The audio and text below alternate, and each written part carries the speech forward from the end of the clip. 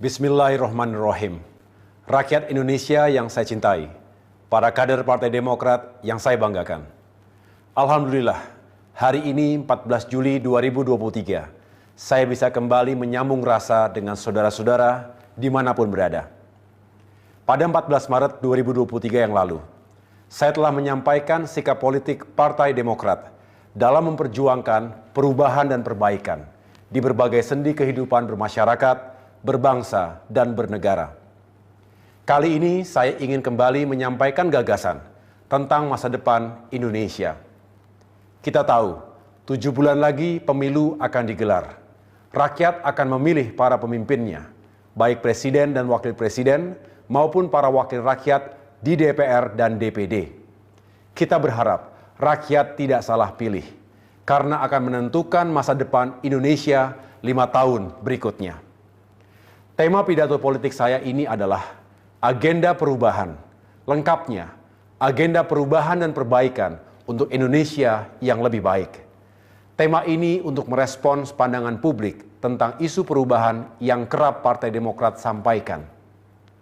Kami mendengarkan pandangan, baik dari yang setuju dengan perubahan maupun yang tidak setuju. Sejarah mencatat, sejak 2 tahun lalu, saya dan Partai Demokrat telah menyerukan pentingnya perubahan dan perbaikan itu. Karenanya, ketika perhatian publik makin luas tentang isu perubahan ini, maka kami memiliki kewajiban moral untuk menjelaskan apa yang Demokrat maksudkan dengan perubahan dan perbaikan itu. Saudara-saudara, kami mendengar kekhawatiran sejumlah kalangan. Perubahan seolah diartikan sebagai upaya untuk mengganti secara total apa yang sudah ada. Tentu tidak demikian. Kebijakan dan tatanan yang sudah baik akan kita pertahankan, kita lanjutkan. Dan kita bersyukur karena banyak yang telah dihasilkan oleh para pemimpin bangsa sejak Indonesia merdeka. Tatanan dan hal-hal baik yang diwariskan oleh Presiden Soekarno, Presiden Soeharto, Presiden Habibie, Presiden Abdurrahman Wahid, Presiden Megawati Soekarno Putri, Presiden Susilo Bambang Yudhoyono, dan Presiden Joko Widodo harus kita pertahankan. Adapun yang belum baik tentu harus kita evaluasi dan kita perbaiki. Inilah elemen kesinambungan dalam sebuah proses perubahan. Tidak perlu diperdebatkan lagi. Dengan pemikiran itu, meski Partai Demokrat mengusung agenda perubahan, tidak berarti kami menihilkan apa yang telah dilakukan oleh pemerintahan Presiden Jokowi selama ini. Sebaliknya, kami justru menyampaikan penghargaan kepada pemerintah atas semua kerja kerasnya. Kami yakin Presiden Jokowi dan pemerintahannya ingin berbuat yang terbaik. Kami mendoakan kelak Presiden Jokowi bisa mengakhiri masa baktinya dengan baik. Namun Demokrat memang memiliki sejumlah cara pandang dan pilihan kebijakan yang berbeda dengan apa yang dilakukan oleh pemerintahan sekarang. Karenanya kami menawarkan pendekatan dan kebijakan yang berbeda kepada rakyat Indonesia yang kami pandang tepat untuk dijalankan pasca pemerintahan Presiden Jokowi mendatang. Rakyat Indonesia dan kader Demokrat yang saya cintai, ada 3 hal yang melandasi pemikiran Demokrat dalam melakukan agenda perubahan. Pertama, studi dan pengamatan atas apa yang dilakukan negara dan pemerintah selama 9 tahun terakhir. Kedua, permasalahan serius yang dirasakan rakyat. Dan ketiga, keinginan serta harapan rakyat yang kami jumpai di seluruh tanah air. Untuk itu, guna memudahkan penjelasan tentang agenda perubahan Demokrat, maka pertama-tama kami akan soroti keadaan saat ini. Apa permasalahan yang dihadapi rakyat dan mengapa hal itu terjadi? Selanjutnya, kami juga akan menyampaikan solusi yang kami tawarkan. Paling tidak, ada 5 klaster permasalahan bangsa. Klaster pertama, ekonomi dan kesejahteraan rakyat. Kedua, sumber daya manusia dan lingkungan hidup. Ketiga, hukum dan keadilan. Keempat, demokrasi dan kebebasan rakyat. Dan kelima, tata negara dan etika pemerintahan. Saudara-saudara sekalian, saya akan mulai dari permasalahan yang kami nilai paling penting, yaitu klaster pertama, ekonomi dan kesejahteraan rakyat. Meskipun ada capaian, tetapi harus kita akui secara jujur, 9 tahun terakhir ini terjadi sejumlah kemandekan dan bahkan kemunduran serius. Pertumbuhan ekonomi menurun, jauh di bawah yang dijanjikan 7% hingga 8%. Pertumbuhan ekonomi stagnan di angka 5%, bahkan sempat anjlok ketika diterjang pandemi COVID-19. Akibatnya, penghasilan dunia usaha dan kesejahteraan rakyat terpukul. Daya beli golongan menengah ke bawah juga menurun. Kemiskinan dan pengangguran meningkat. Sementara itu, ketika ekonomi tumbuh rendah, yang meroket justru utang kita, baik utang pemerintah maupun BUMN. Ada yang berdalih, lambatnya pertumbuhan ekonomi karena pandemi COVID-19. Argumentasi seperti ini saya nilai hanya separuh benar. Faktanya sebelum pandemi datang, ekonomi kita juga sudah mengalami permasalahan. Sehingga mesti ada sebab dan faktor yang lain di luar pandemi. Demokrat berpendapat, faktor lain itu menyangkut kebijakan dan langkah pemerintah dalam mengelola ekonomi dan kesejahteraan rakyat. Juga dalam menentukan prioritas pembangunan dan upaya mengatasi krisis. Sulit dimengerti ketika ekonomi menurun, kekuatan fiskal melemah, utang tinggi, pemerintah justru membangun infrastruktur secara besar-besaran. Apalagi sebagian proyek dan mega proyek itu tidak berdampak langsung pada kehidupan dan kesejahteraan rakyat yang tengah mengalami tekanan. Seharusnya masih bisa ditunda pelaksanaannya. Kami berpendapat, pemerintah tidak sensitif. Pemerintah juga kurang berpihak kepada 100 juta lebih rakyat kita yang sedang mengalami kesulitan hidup yang serius.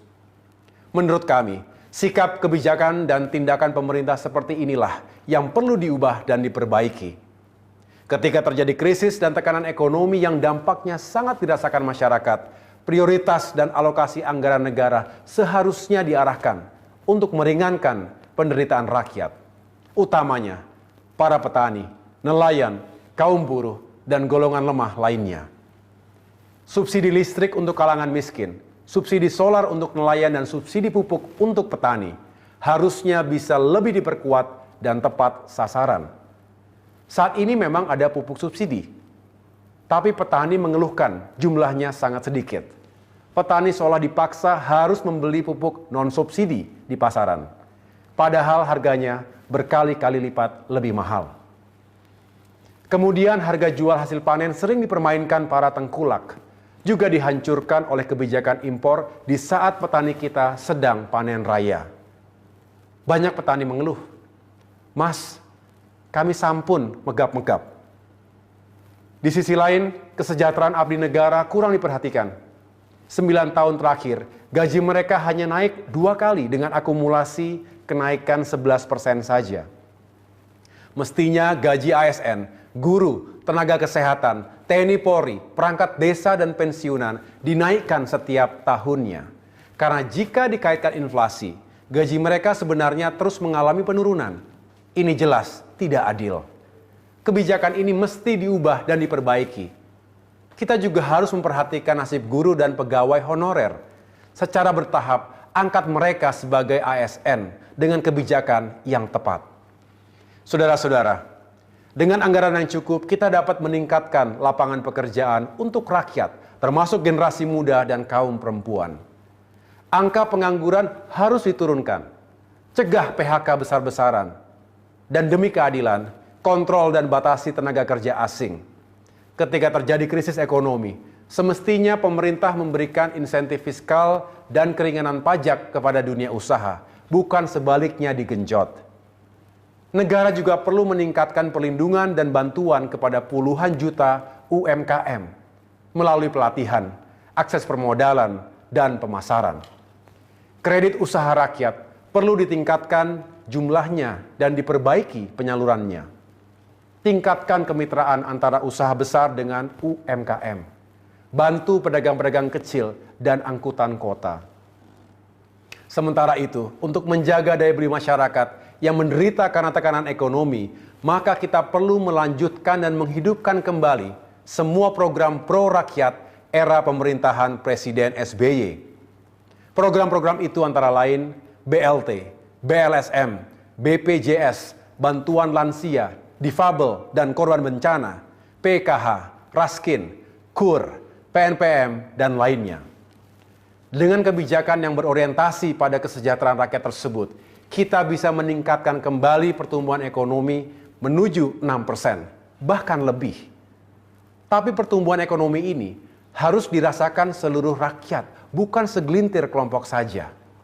Karena itu, sulit diterima akal sehat saat ekonomi tertekan pandemi, alokasi APBN untuk infrastruktur justru lebih besar dibandingkan anggaran kesehatan. Seolah proyek infrastruktur diutamakan, sedangkan nasib rakyat diabaikan. Diperlukan pemikiran yang rasional dan arif dalam penentuan prioritas dan pengelolaan anggaran negara. Lebih baik kita fokus pada peningkatan penghasilan dan daya beli rakyat, agar ekonomi terus bergerak dan tetap tumbuh. Kalau ekonomi tumbuh, penerimaan negara juga akan meningkat, pengangguran dan kemiskinan akan berkurang. Salah satu faktor penting pendorong pertumbuhan ekonomi nasional itu adalah investasi. Kita harus menggalakkan dan meningkatkan investasi agar tercipta lapangan kerja yang lebih luas, serta penerimaan pajak yang lebih besar. Untuk itu, iklim investasi harus terus diperbaiki, termasuk kepastian di bidang hukum dan birokrasi. Kami tahu, pemerintah telah bekerja keras untuk meningkatkan investasi nasional. Tapi Demokrat mengingatkan, untuk menjaga keseimbangan antara penggunaan modal dalam negeri dan asing. Terlalu dominannya modal asing, apalagi tidak disertai dengan kuatnya perjanjian dalam kontrak, bisa sangat merugikan negara dan rakyat kita. Saat ini, pelibatan investor asing di usaha energi dan sumber daya mineral, bidang pembangunan infrastruktur, kesehatan, perkebunan, dan lain-lain dinilai terlalu longgar, sehingga dirasakan kurang adil bagi rakyat. Kita harus menjadi tuan rumah di negeri kita sendiri. Saudara-saudara, Partai Demokrat dan kita semua mencemaskan meroketnya jumlah utang Indonesia, baik utang pemerintah maupun utang BUMN, hingga membuat kinerja sejumlah BUMN kita jauh di bawah sasaran.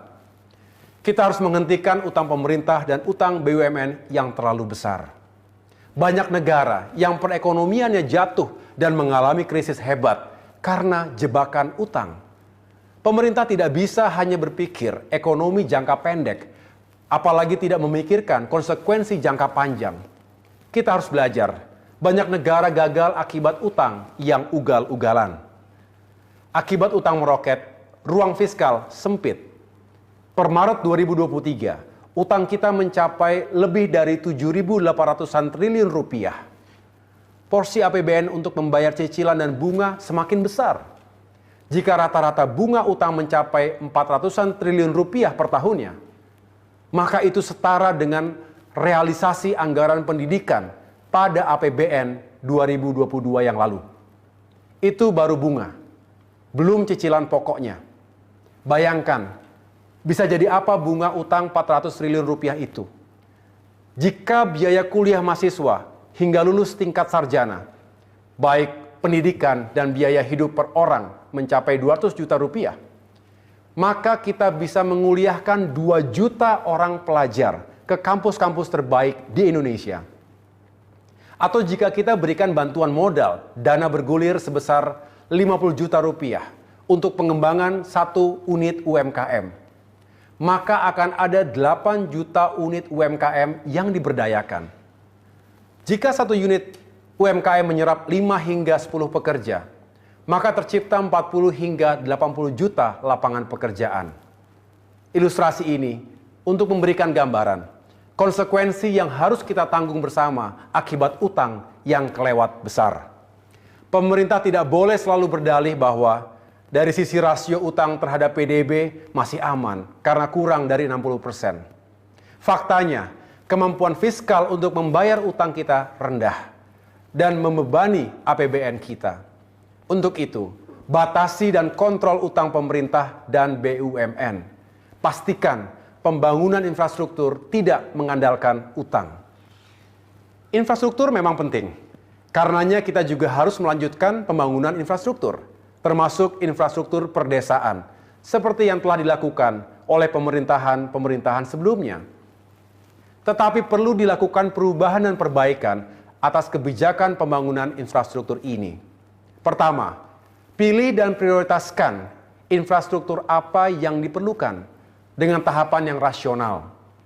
Kedua, pastikan pembiayaan tersedia, baik dari APBN maupun non-APBN.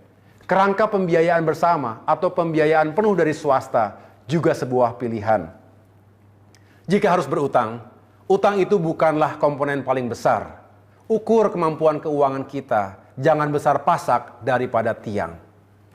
Saya yakin pemerintah manapun tak ingin mewariskan utang besar kepada anak cucu kita dan membebani pemerintahan-pemerintahan berikutnya.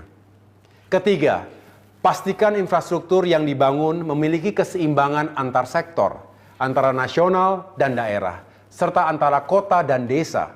Guna mencegah ketimpangan infrastruktur kota dan desa, Demokrat berpendapat PNPM mandiri perlu dihidupkan lagi.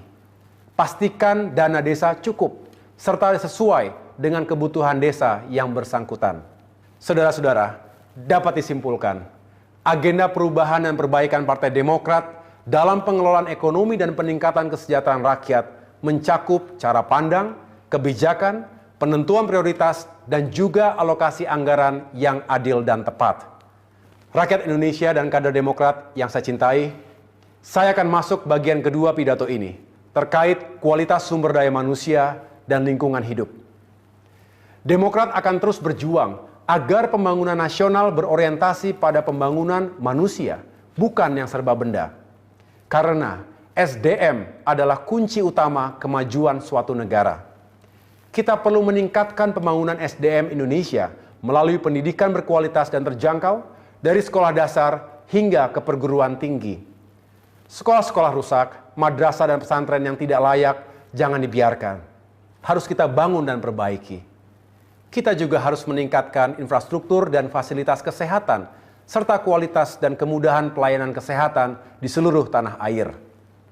Puskesmas dan rumah sakit, kapasitas tenaga kesehatan, infrastruktur serta kesiapan fasilitas medis di berbagai daerah juga harus ditingkatkan.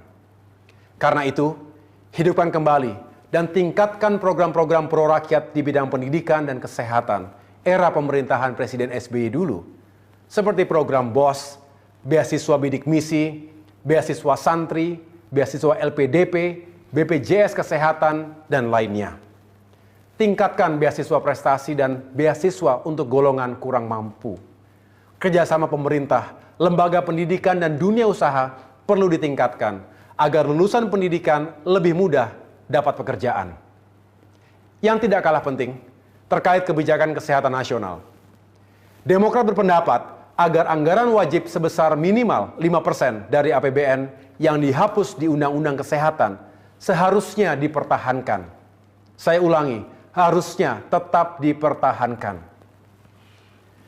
Saudara-saudara, selanjutnya kita juga harus peka pada kondisi dunia yang kini tengah mengalami krisis lingkungan. Kita harus menyelamatkan bumi dan lingkungan kita yang semakin terancam oleh krisis iklim. Indonesia tidak kebal karena bangsa kita juga hidup di bumi yang sama. Kita makin merasakan dampak buruk dari perubahan iklim ini. Terjadi berbagai bencana alam, polusi udara, dan pemanasan global yang berdampak buruk pada kualitas tanah untuk pertanian dan perkebunan. Diprediksi, 8% lahan pertanian di dunia tidak akan lagi bisa digunakan jika suhu bumi meningkat 1,5 derajat Celcius. Kelaparan juga akan meningkat hingga 20% akibat pemanasan global. Indonesia berkomitmen untuk mencapai net zero emission maksimal pada tahun 2060. Kita berharap itu bisa diwujudkan. Namun mencermati proses yang berjalan saat ini, target waktu tersebut sulit dipenuhi. Karenanya, Indonesia harus melakukan yang terbaik.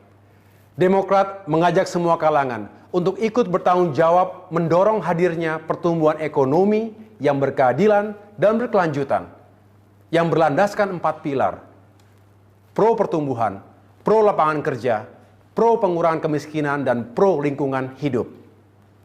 Climate action perlu diperluas dan dipercepat untuk mencapai net zero commitment, termasuk mempercepat dekarbonisasi dan transisi energi terbarukan. Negara harus hadir. Pemerintah pusat dan daerah harus konsisten menjalankan kebijakan yang pro lingkungan.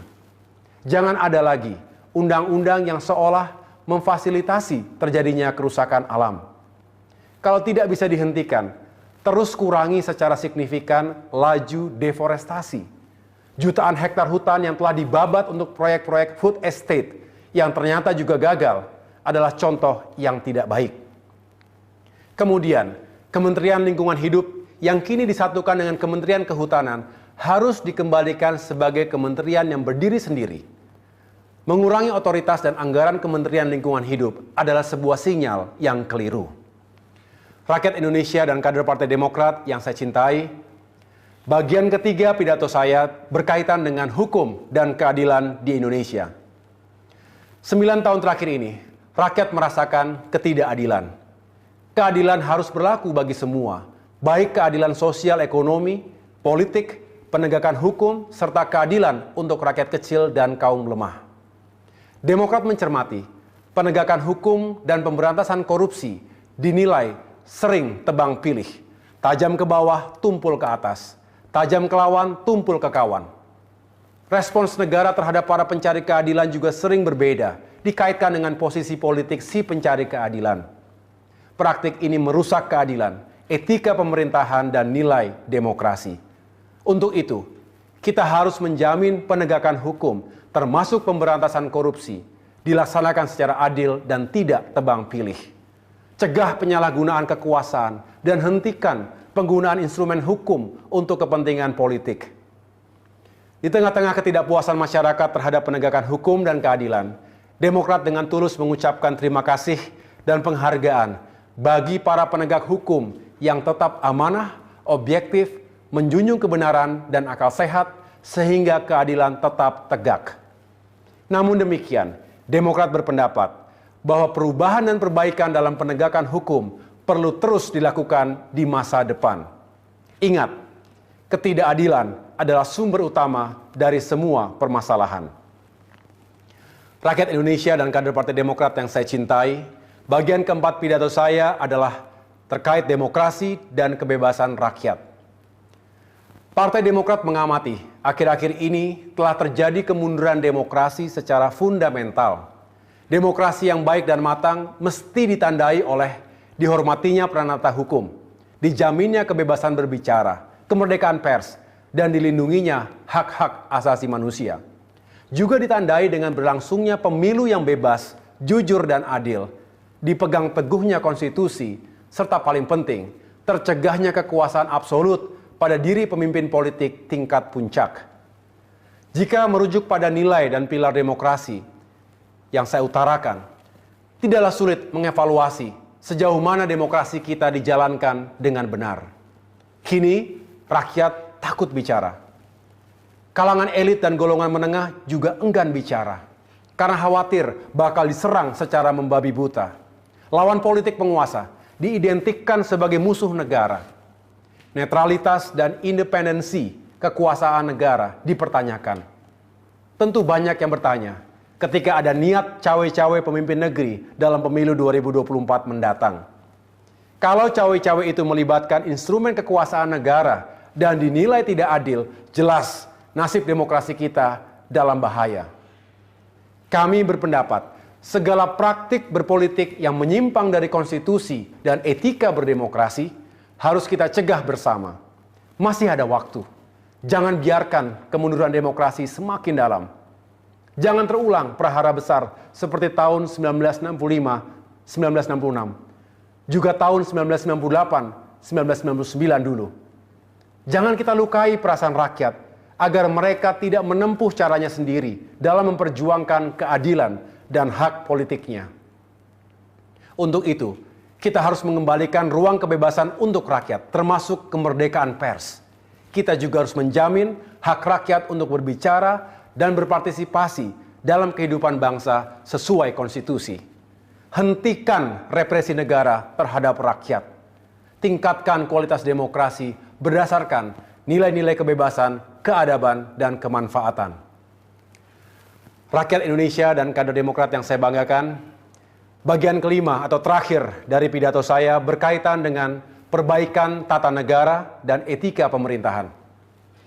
Undang-Undang Dasar 1945 mengatur kewenangan setiap lembaga negara, termasuk presiden dan jajaran pemerintahannya.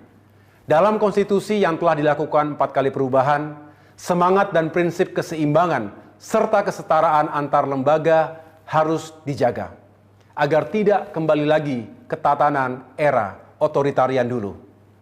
Saat ini ada tanda-tanda bahwa kesetaraan dan keseimbangan antar lembaga negara ini mulai terganggu. Kalangan pemerhati konstitusi dan tata negara mulai melihat tendensi kembalinya konsentrasi kekuasaan di tangan presiden, meski tidak sedalam di era otoritarian dulu. Sejarah memberikan pelajaran, kekuasaan tetap harus dikontrol oleh kekuasaan yang lain, agar tidak menciptakan model pemerintahan yang absolut dan totalitarian.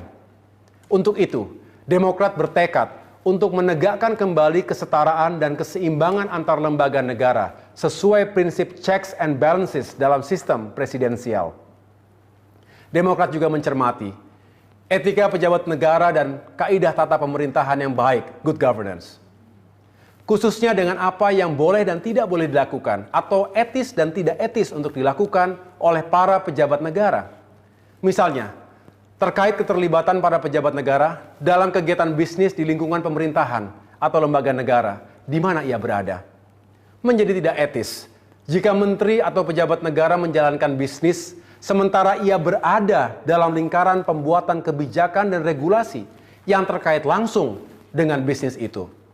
Jelas ada konflik kepentingan. Lebih tidak etis kalau wilayah bisnis pejabat itu menggunakan anggaran negara di mana ia terlibat dalam penyusunan APBN tersebut. Ini namanya jeruk makan jeruk atau berburu di kebun binatang. Karenanya Demokrat berpendapat bisnis pejabat model begini harus dicegah dan dihentikan. Rakyat Indonesia dan kader Demokrat yang saya banggakan, saya telah menyampaikan secara utuh agenda perubahan dan perbaikan untuk Indonesia yang lebih baik. Agenda perubahan ini akan diperjuangkan oleh Partai Demokrat saat ini dan di masa depan. Secara lebih rinci saya akan sampaikan pada kesempatan yang lain. Kami berharap saudara-saudara kami, rakyat Indonesia, dapat memahaminya. Semoga tidak ada lagi yang khawatir kalau perubahan yang Demokrat usung bertentangan dengan kerangka bernegara. Sama sekali tidak.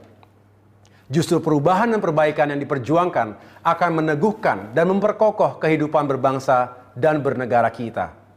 Kami, Partai Demokrat, adalah anak kandung reformasi. Sebagai partai bergaris ideologi nasionalis religius, kami akan terus menjaga Pancasila dan keutuhan NKRI. Kami akan mengawal dan menjaga kebinekaan bangsa serta menolak intoleransi, ekstremisme, dan radikalisme dalam bentuk apapun dan dari kalangan manapun. Partai Demokrat pro ekonomi yang berkeadilan dan ramah lingkungan, pro kesejahteraan rakyat, khususnya wong cilik, juga pro keadilan dan pro demokrasi. Itulah jati diri kami. Akhirnya, kami mohon doa restu dan dukungan rakyat agar perjuangan besar ini dapat terwujud. Di atas segalanya, kami memohon ridho dan pertolongan Tuhan Yang Maha Kuasa, Allah Subhanahu wa Ta'ala, agar kami dapat terus berkontribusi positif dalam pembangunan Indonesia ke depan. Kepada para kader Demokrat, jadilah motor perubahan dan perbaikan yang siap menghadirkan gelombang dan getaran untuk Indonesia yang lebih baik. Maju negaranya, sejahtera rakyatnya. Mari kita satukan energi dan kekuatan perubahan. Insya Allah, perubahan dan perbaikan akan hadir di Indonesia. Terima kasih. Tuhan bersama kita.